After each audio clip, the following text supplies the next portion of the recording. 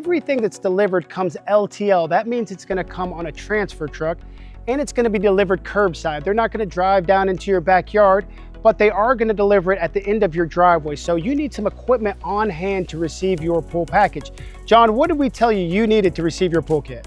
You're gonna need a skid steer or a tractor with a reasonable size tractor too. Some of these are heavy and you're gonna need some pallet forks on either one of those. Good point. So some of the pallets are heavy. I would expect max of probably 2,000 pounds, but most are probably in that 800 to 1,200 range. Your panels do weigh a lot.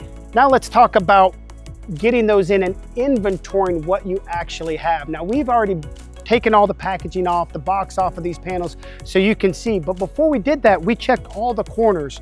We looked for any kinds of damage or nicks that might be something we can't repair in the field. Everything looks really well.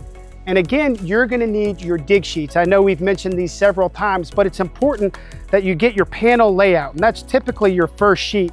Hydra's taken the time to go ahead and put part numbers on every single panel, and I love that because those part numbers correspond to your engineered drawing that shows your panel layout. So, for example, if I'm looking at HPS 105P, well, how many of those do I need? How many do I have? I see 2 right here. Well, if I look at my dig sheet, it says I need 2 HPS 105Ps. Well, I have 2 of them, so I can mark that off. I know I've got what I've needed, and that's all gonna be on your packing list. You should be able to go through and look at those different items. Once you've inventoried everything, you're ready to start building. If you find that you don't have something or if something's damaged, go ahead and take a picture of it.